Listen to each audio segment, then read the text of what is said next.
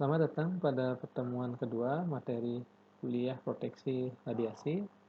Pada pertemuan kali ini kita akan membahas terkait dengan definisi proteksi radiasi, kemudian jenis-jenis radiasi, baik radiasi pengion maupun non-pengion, dan berikutnya yang terakhir kita bahas adalah terkait dengan asas dari proteksi radiasi, termasuk asas justifikasi, limitasi, dan optimasi. Ke pembahasan yang pertama, kita akan mempelajari tentang definisi dari proteksi radiasi. Proteksi radiasi berasal dari dua kata, yaitu proteksi dan radiasi. Proteksi memiliki arti bahwa melindungi dari dampak atau bahaya negatif yang ditimbulkan. Sedangkan radiasi itu berasal dari bahasa Latin yang artinya pancaran. Nah, pancaran di sini merupakan pancaran gelombang elektromagnetik. Saya mengingatkan kembali, contoh dari gelombang elektromagnetik itu mulai dari radiasi gamma sampai dengan gelombang televisi. Itu yang dipelajari dulu sebelumnya pada waktu SMA. Kemudian di sini saya tambahkan contohnya radiasi kosmik sampai dengan power transmission, broadcast atau shortwave. Oke, lebih gampangnya yang kita pelajari di sini adalah terkait dengan radiasi X-ray untuk diagnostik dan radiasi gamma nantinya untuk radioterapi.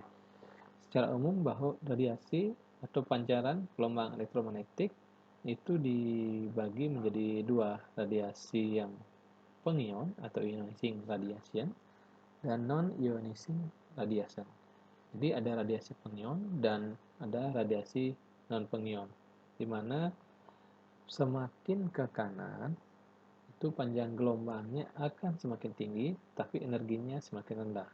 Sedangkan semakin ke kiri, dia memiliki energi yang besar, tapi panjang gelombangnya sangat kecil. Saya contohkan sini seperti sinar X. Sinar X memiliki panjang gelombang 10 pangkat min 10, panjang gelombangnya sangat kecil, setara dengan 1 Armstrong, tapi energinya besar. Maka sinar X memiliki energi yang besar, dan panjang gelombangnya kecil, dan merupakan bagian dari radiasi pengion.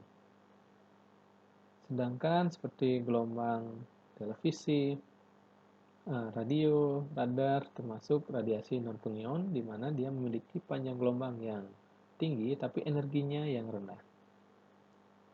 Jadi dapat disimpulkan bahwa proteksi radiasi itu merupakan cabang ilmu pengetahuan tentang proteksi atau perlindungan yang diberikan kepada seseorang, maksudnya di sini bisa pasien atau radiografer atau sekelompok orang, misalnya keluarga pasien, dari kemungkinan dampak atau akibat negatif dari radiasi pengion. Kata kuncinya, saya ulang lagi, adalah tindakan melindungi dari bahaya negatif radiasi pengion, bukan radiasi non-pengion. Menurut Bapeten, Badan Pengawas Tenaga Nuklir itu mendefinisikan proteksi radiasi adalah tindakan yang dilakukan untuk mengurangi, kata kuncinya mengurangi pengaruh radiasi yang merusak akibat paparan radiasi. Saya ingatkan kembali bahwa radiasi yang merusak di sini dimaksudkan adalah radiasi pengion. Jenis radiasi pengion itu ada radiasi alfa, beta, gamma, dan sinar X. Kemudian apakah yang dimaksud dengan radiasi pengion? Itu adalah radiasi atau pancaran gelombang elektromagnetik di mana dia akan mengionisasi ke medium yang dilewatinya. Maksudnya dia akan berinteraksi ke medium yang dilewati. Contohnya sinar X mengenai objek misalnya foto manus, dia akan berinteraksi dengan manus. Jadi dia akan mengionisasi objek atau media yang dilewati. Jenis radiasi pengion tadi yaitu sinar alfa, beta, gamma, dan sinar X. Jika diumpamakan, dia memiliki energi dan panjang gelombang yang di mana sinar alfa itu memiliki energi yang sangat rendah sehingga tidak dapat menembus kertas sekalipun. Sedangkan energi beta, dia memiliki energi yang lebih besar dibandingkan alfa sehingga dia bisa menembus kertas tapi tidak bisa menembus objek yang lebih tebal. Sedangkan seperti yang kita bahas sebelumnya, seperti gamma dan sinar X, di mana gamma memiliki energi yang lebih besar dibandingkan sinar X, tapi kedua ini memiliki energi yang lebih besar dibandingkan beta dan gamma, sehingga dia memiliki kemampuan menembus yang lebih tinggi, dapat menembus objek. Pada penerapan atau aplikasinya, sinar X digunakan untuk diagnostik, sedangkan sinar gamma untuk radioterapi. Ini beberapa contoh partikel alfa dan beta, seperti uranium dan thorium maupun helium. Oke, ini tadi contoh partikel alfa. Ini merupakan contoh dari partikel beta. Kemudian yang kita pelajari dan sangat sering nanti kita gunakan adalah sinar X. Itu merupakan proses dari pemberian Ma, second, dan Kv pada dioda antara katoda dan anoda. Kemudian ini contoh radiasi gamma yang dimana energinya paling besar digunakan untuk radioterapi. Contohnya kobalt. Radiasi non-pengion itu didefinisikan bahwa radiasi yang tidak mengionisasi medium atau materi yang dilewati. Jadi, radiasi non-pengion ini tidak berinteraksi dengan objek yang dilewati. Contoh di sini, gelombang microwave, cahaya tampak, kemudian gelombang radio, gelombang TV, dan sinar ultraviolet. Seperti definisi dari proteksi radiasi, bahwa proteksi radiasi adalah tindakan melindungi dari bahaya negatif akibat dari radiasi pengion. Maka radiasi non-pengion itu tidak dilakukan tindakan proteksi radiasi. Dan menurut Bapeten, bahwa proteksi radiasi itu adalah tindakan mengurangi dampak negatif yang ditimbulkan dari penggunaan radiasi. Jadi maknanya adalah bahwa proteksi radiasi itu bukan menolkan radiasi atau dampak yang diterima, tapi mengurangi dampak dan melindungi dari timbulnya dampak negatif dari penggunaan radiasi pengion.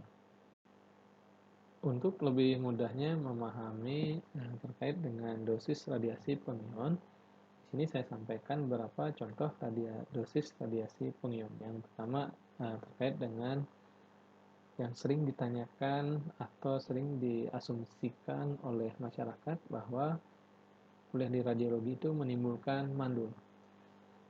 Kapan terjadi kemandulan? Itu sebenarnya terjadi saat sel atau istilahnya sel dari ovum dan sel dari sperma itu mengalami kematian. Kapan mengalami kematian? Jadi acuannya adalah dosis yang diterima. Kematian sel atau kematian jaringan itu terjadi saat menerima dosis yang sangat besar, yaitu 6.000 milisifat. Jadi berikutnya saya jabarkan, biasanya kalau dapat dosis 1000 milisifat itu gejalanya sudah mulai kelelahan, kemudian mabuk dan mual-mual. Kemudian International Komisi Radiation Protection itu memberikan acuan bagi pekerja radiasi bahwa dosis yang aman atau istilahnya nilai batas dosis selama 5 tahun itu adalah 100 milisifat. Jadi rata-ratanya per tahun itu adalah 20. Ini merupakan standar dari CRP. Kemudian pada pemeriksaan ketika seorang melakukan pemeriksaan CT scan, dosisnya 4 milisifat. Coba bandingkan. Saat dosisnya 6.000 baru terjadi kematian, sedangkan dosis CT scan yang dibayangkan sangat besar itu hanya 4 milisifat. Saya contohkan lain lagi, misalnya kita menaiki pesawat, dosis yang kita dapatkan dari radiasi kosmik itu adalah berkisar 2 milisifat. Jadi sebenarnya kegiatan kita bukan hanya di radiologi saja, tapi ketika naik pesawat juga kita mendapatkan radiasi kosmik sebesar 2 milisifat. Kemudian apabila kita melakukan fototora, itu dosis yang kita dapatkan 0,1 milisifat. Sangat jauh dibandingkan akibat dampak kematian, yaitu 6.000 milisifat. Kemudian foto gigi itu sangat kecil, 0,01 milisifat. Tapi Walaupun dosis dari radiasi yang digunakan untuk diagnostik itu kecil, tetap akan menimbulkan dampak yang harus kita pelajari pada pertemuan berikutnya, yaitu dampak dari radiasi pengion. Kemudian saya contohkan, ini pemeriksaan yang kita bandingkan dengan radiasi alam yang kita terima sehari-hari. Itu CT scan abdomen, setara dosisnya itu 10 milisifat, kurang lebih setara dengan penerimaan radiasi alam itu setara 3 tahun. Itu juga pemeriksaan yang lain. Di sini contoh pemeriksaan ekstremitas, misalnya manus, itu setara kurang dari 1 hari.